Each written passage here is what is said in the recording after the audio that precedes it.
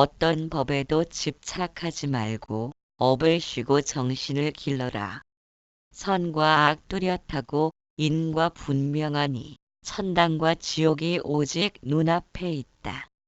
성인어 생사중 자제 출몰 은현 불정 일체업 구타불득 성인 파사마 일체중생 단견 본성 여습돈멸 신식 불매.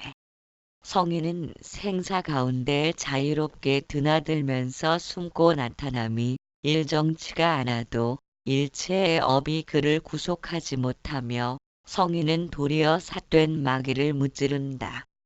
중생들이 본성을 보기만 한다면 나머지 습기가 몽땅 없어지고 정신이 어둡지가 않다.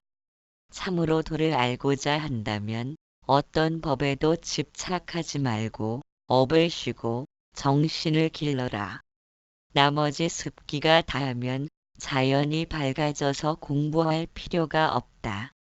외도는 부처의 뜻을 알지 못하므로 공력을 많이 들이지만 부처님의 뜻에 위배되어 종일 바쁘게 연구하고 경을 읽어도 정신이 혼미해서 윤회를 면치 못한다.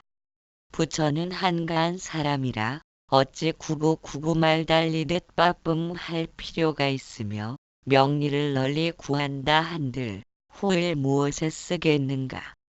단 견성하지 못한 사람은 경을 읽고 연불하며 오래 정진하는 법도 배우고 하루 종일 수행하며 오래 앉아 눕지 않으며 널리 배워 많이 아는 것을 불법으로 여기니 이런 중생은 다 불법을 비방하는 사람이다. 앞에 부처나 뒤에 부처도 단지 견성만을 말씀하셨다. 견성하지 못하고 나는 위없는 깨달음을 얻었다 한다면 이 사람은 큰 죄인이다. 10대 제자 중에 아나니 성문 가운데 제일이나 부처님은 성문과 외도들로 하여금 무식하게 하는 것이다. 라고 꾸짖었다. 글자나 수효를 아는 것으로 닦아서 증득한다면 인과의 법칙에 떨어지기 때문이다. 이는 중생의 업보라서 생사를 면치 못하며 부처님의 뜻에 어긋나는 것이다. 이는 곧 부처를 비방하는 중생이라 물리쳐도 허물이 없다. 경에 말하기를 천재 성불종자가 없는 사람은 신심을 내지 않으니 물리쳐도 허물이 없다고 하였다. 만약 신심만 있다면 그는 이미 부처의 지위에 있는 사람이다. 그러나 만약 견성하지 못했다면 다른 선량한 사람을 비방해서는 안 된다. 스스로를 속이는 것이니 아무 이익이 없다. 선과 악이 뚜렷하고 인과가 분명한지라 천당과 지옥이 오직 눈앞에 있다. 대사는 이르길 중생들이 본성을 보기만 한다면 나머지 습기가 몽땅 없어지고 정신이 어둡지가 않다. 참으로 도를 알고자 한다면 어떤 법에도 집착하지 말고 업을 쉬고 정신을 기르라고 하였다. 습기란 마음에 물이 든 것이며 정신은 물들지 않는 마음을 의미한다. 우리는 몸과 마음을 지니고 있으며 엄밀하게 살피면 몸과 영혼이라 할 수 있다. 따라서 몸이 일군 것은 육신의 마음이라 하고 영혼이 일군 것은 정신이라 한다. 일상적으로 마음이라 부르는 것은 육신의 마음을 일컫는 것이다. 그 마음은 육신의 눈과 귀 등이 형상과 소리를 받아들인 정보로 이루어졌기에 사물의 그림자처럼 생겨난 것이다. 그렇게 사물이 앞에 있으면 생겼다가 사물이 없으면 사라지는 생멸을 반복하므로 생멸심이라고도 한다. 그러나 영혼으로 일군 정신의 마음은 육근을 통해 생겨난 것이 아니므로 생멸을 반복하지 않으며 늘 그대로이며 깨어있는 상태로 존재한다. 그것은 마치 그림을 그릴 때 바탕인 도화지가 있어야 하듯 생멸심의 바탕이라 할 수 있다. 영상이 드러나려면 스크린이 있어야 하고 육신이 존재하기 위해선 영혼이 바탕으로 깔려 있어야 함과 같다. 그와 같은 정신이 어둡게 되는 것은 물이 든 마음의 습기에 의해서이다. 마치 해를 가리는 구름과 같아서 정신을 기른다는 것은 생멸심으로 지은 습기를 몰아내야 구름 거친 밝은 해가 빛날 것이다. 그것이 본성을 봄으로써 이루어지며 업을 쉬게 된다. 업이란 마음먹은 인자들이 잠재의식에 각인되면 그 씨앗들이 인연에 맞는 때를 만나 피어나는 것이다. 그런데 본성은 어디에도 물들지 않고 변해감이 없으므로 업의 사슬로도 묶을 수 없다. 산에는 원래 길이 없지만 사람들이 자주 다니다 보면 길이 생겨나듯이 마음을 한쪽 방향으로 자주 사용하게 되면 길이 생기는데 그것에 습이 들어 습관이 되고 습관은 업을 형성한다. 이처럼 업은 육신의 마음인 생멸심으로 짓는 것이며 정신의 마음은 업을 지을 수 없다. 툭 트인 허공처럼 이것과 저것이 다를 바 없는 까닭이다. 그렇기에 본성을 봄으로써 그것으로 하여금 육신도 생겨나고 육신의 마음인 생멸심도 나타났음을 알게 되면 업은 있어도 업력의 영향을 받지는 않는다. 그것들은 봄, 여름, 가을, 겨울처럼 스쳐가는 것을 아는 까닭이리라. 인간의 생로병사도 그와 같고 희로애락도 그와 같다. 우리가 정신의 마음을 감잡지 못한 탓에 생멸심만으로 살기 때문에 행과 불행에 목숨을 걸듯 매달리지만 행과 불행도 역시 밤과 낮처럼 번갈아 교차하는 것이다. 이러한 이치를 터득하게 되면 나머지 습기가 닿으면서 자연이 밝아져 더 이상 공부할 필요가 없다. 그것을 무학이라 일컫는다. 무학이란 배울 바가 없다는 뜻이며 반야심경에서 무지역무득이무소득고 무지역무득이무소득고라는 구절이 있다. 해석하면 아는 바도 없고 얻은 바도 없으며 얻어야 할 바도 없다는 의미이다. 본성의 허공뿐이라면 거기에서 무엇을 안다고 할 것이며 무엇을 얻었다고 할 것이며 얻어야 할 바가 무엇이 있겠느냐는 것이다. 그러나 외도는 이와 같은 부처의 뜻을 알지 못하므로 무언가를 얻고 구하려고 공력을 많이 들이지만 하루 종일 바쁘게 염불하고 경을 읽어도 정신이 혼미해서 윤회를 면치 못한다. 외도와 정도를 한마디로 구분하자면 얻고 구함을 외도라 하고 얻고 구함을 내려놓음이 정도이다. 또한 마음속에 티끌만치라도 무언가를 인정하는 바가 있는 사상을 지녔다면 외도이고 티끌만치라도 인정하는 바가 없다면 정도라 할 것이다. 그러므로 붓다는 당시의 창조주를 인정한다거나 혹은 창조주를 인정하지 않는다면서 서로 대립하는 학파를 모두 외도라고 규정하였다. 그러나 부처는 한가한 사람이라 어찌 말달리듯 들뜨고 산만하게 마음 쓸 필요가 있으며 부와 권세를 널리 구한다 한들 후일 무엇에 쓰겠느냐고 하였다. 다만 말씀하길 견성하지 못한 사람이라면 경을 읽고 염불하며 오래 정진하는 법도 배우고 하루 종일 수행하며 오래 앉아 눕지 않으며 널리 배워 많이 아는 것을 불법으로 여긴다면 이런 중생은 다 불법을 비방하는 사람이라고 하였다. 앞에 부처나 뒤에 부처도 단지 견성만을 말씀하셨다. 견성하지 못하고 나는 위없는 깨달음을 얻었다고 한다면 이 사람은 무간지옥에서 빠져나오지 못할 큰 죄인이다. 10대 제자 중에 아나니 성문 가운데 제일이나 부처님은 책망하여 말씀하길 성문과 외도들로 하여금 무식하게 할 뿐이라고 꾸짖었다 한다. 글자나 수효를 많이 아는 것으로 닦아서 증득하려 한다면 이것은 닦아서 얻는 인과의 법칙에 떨어지기 때문에 닦아서 얻는다면 언젠가는 부서져야 하는 생멸의 법이다. 이는 중생의 업보라서 생사를 면치 못하며 부처님의 뜻에 어긋나는 것이다. 이는 곧 부처를 비방하는 중생이라 내치거나 물리쳐도 허물이 없다고 하였다. 경에 말하기를 천재 성불종자가 없는 사람은 신심을 내지 않으니 물리쳐도 허물이 없다고 하였다. 만약 신심만 있다면 그는 이미 부처의 지위에 있는 사람이다. 그러나 만약 견성하지 못했다면 다른 선량한 사람을 비방해서는 안 된다. 스스로를 속이는 것이니 아무 이익이 없다. 선과 악이 뚜렷하고 인과가 분명한지라 천당과 지옥이 오직 눈앞에 있다고 말씀하였다. 13.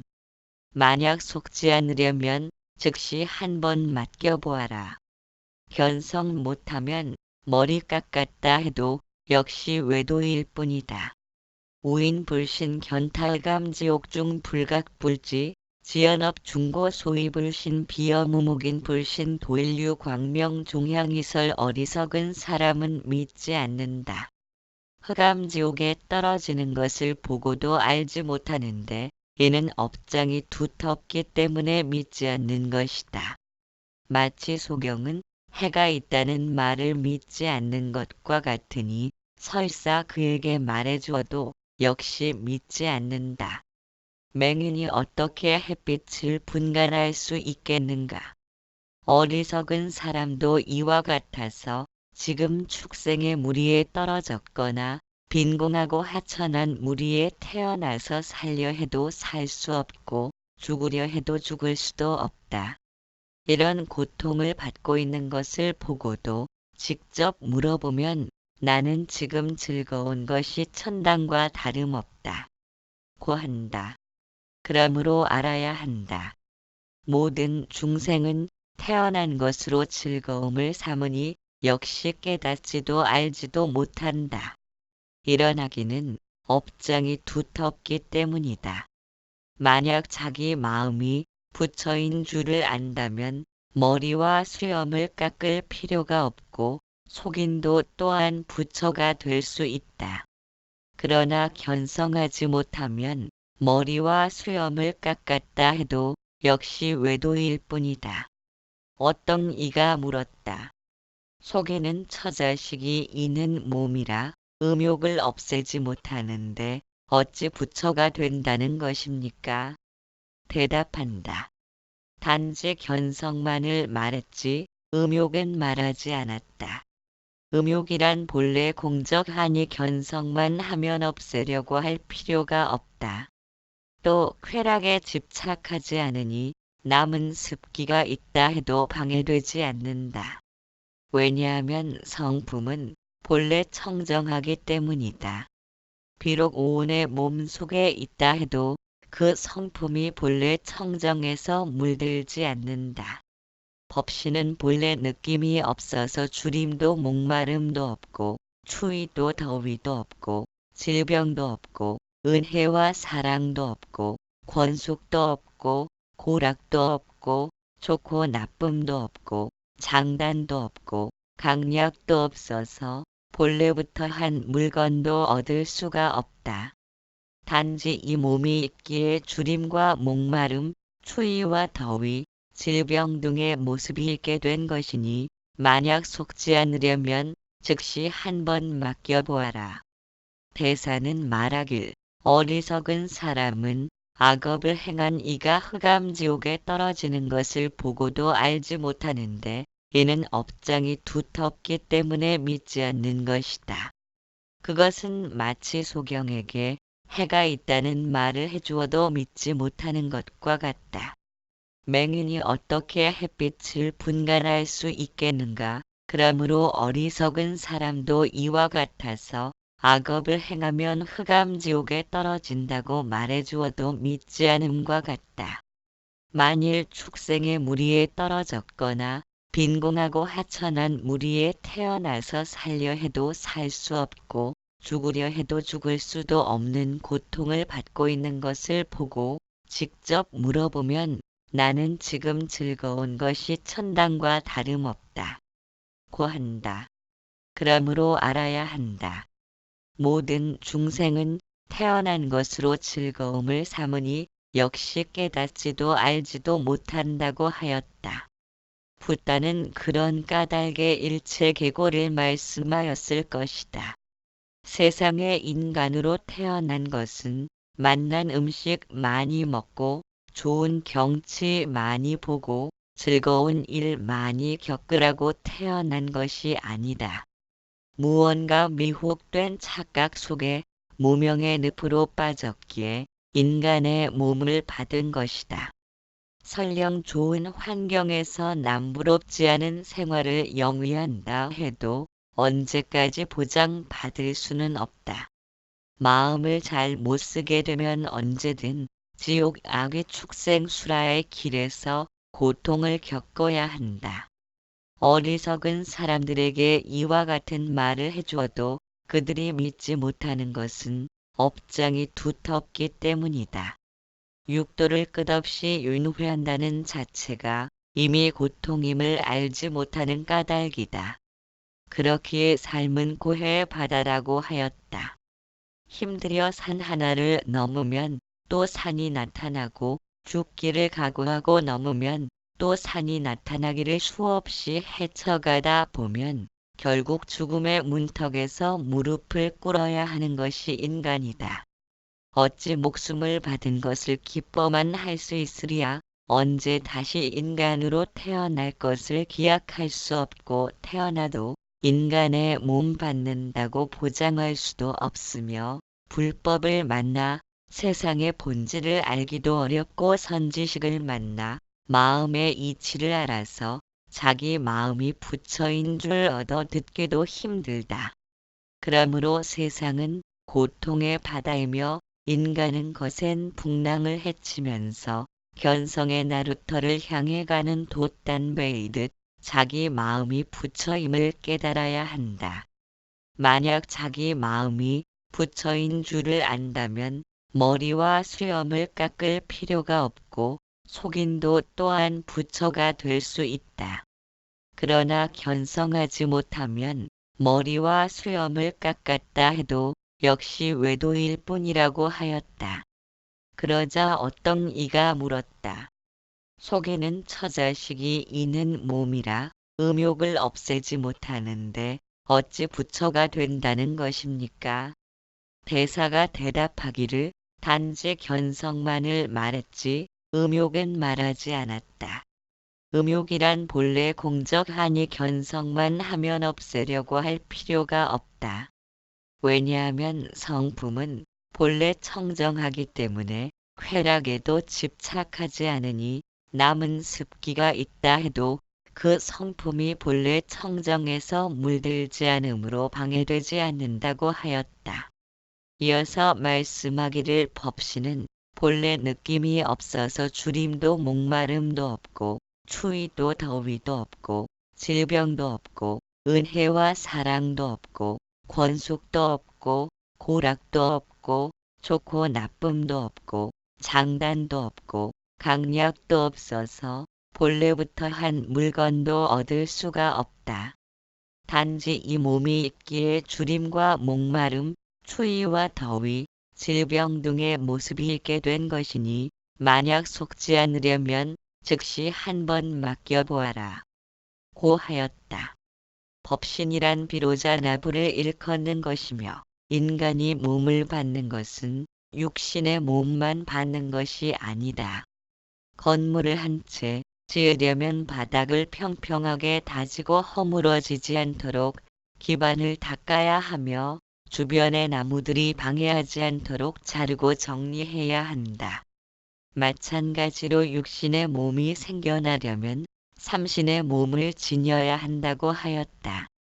삼신이란 화신, 보신, 법신이라고 하는데 알기 쉽게 표현하면 달에는 본래의 달이 있고 달빛이 있고 강물에 비친 달이 있다.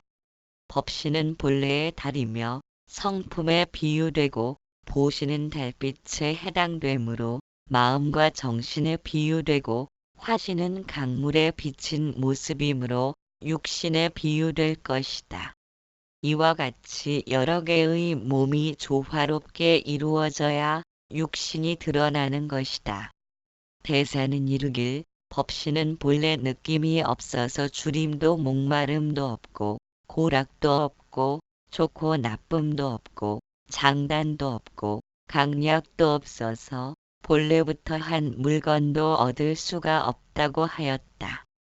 그것은 성품을 일컫는 말이며 내면을 지켜보는 한 물건은 도무지 언어나 생각으로는 헤아려 짐작해낼 수 없다. 그렇다고 없는 것도 아니다. 내가 무슨 생각을 하고 있는지, 어떤 마음을 먹고 상대방을 대하는지를 낱낱이 안다는 것은 마음으로 행하는 바가 아니다. 마음은 지금 상대방을 어떻게 대해야 하는지에 대해 마음먹고 있기 때문이다. 만일 성품이 없다면 아무런 생각도 내면에 나타나지 않음도 본인은 알 수 있다. 생각이 사라졌기에 생각으로 아는 것도 아니다.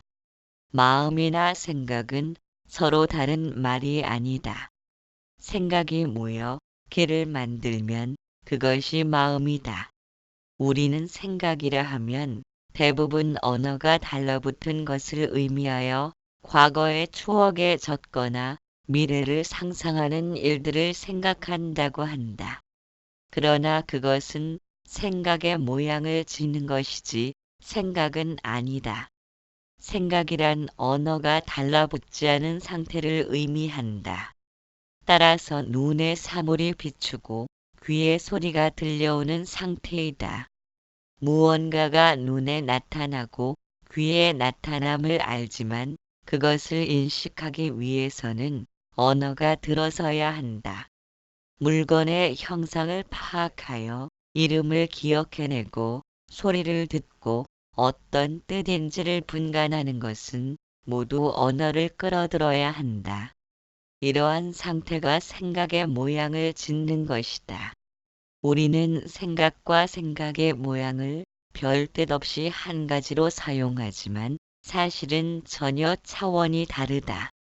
마음을 이루는 것은 생각의 모양을 통해서 나타나게 된다. 그러나 성품은 마음과는 속성을 달리한다. 마음이 과거나 미래를 기반한다면 성품은 보이고 들려오는 지금 이 순간에만 존재하기 때문이다. 과거, 현재, 미래는 흘러가는 시간의 개념이지만 지금 이 순간은 시간을 필요로 하지 않는다. 언제든 지금 현재 하는 실존이기 때문에 흘러가는 것이 아니라 늘 그대로 한결 같은 상태이다. 그것이 법신인 까닭에 물들거나 변해감이 없으므로 텅 빈 허공과 같아서 느낌과 인식이나 의지가 닿을 수 없다. 그러므로 주림도 목마름도 없고 질병도 없고 고락도 없고 좋고 나쁨도 없고 장단도 없고 강약도 없어서 한 물건도 얻을 수 없다고 하였다. 그러나 단지 강물의 달처럼 생겨난 이 몸이 있기에 주림과 목마름, 추위와 더위, 질병 등의 모습이 있게 된 것이라 하였다. 그러한 것을 알고 느끼고 분별과 의도를 일으키는 것은 알물 지닌 보신에 비유되는 것이다. 달에는 달빛이 빛나듯 달에는 알미 없으나 보신에 의해서 알미 항상 빛나는 것이다. 대사는 말하길 만약 속지 않으려면 즉시 한번 맡겨보라고 하였는데 조금 애매한 점이 없지 않다. 앞뒤의 문맥을 살펴 해석하자면 속지 않는다는 것은 주림과 목마름, 고락, 좋고 나쁨 등을 일으키는 육신에 속지 않는다는 의미일 것이다. 그러기 위해서는 법신에 즉시 맡겨보면 육신으로 인하여 나타나는 여러 가지 경계란 봄, 여름, 가을, 겨울처럼 스쳐 지나는 환영에 불과하다는 사실도 알 수 있다는 의미로 해석하고 싶다. 14.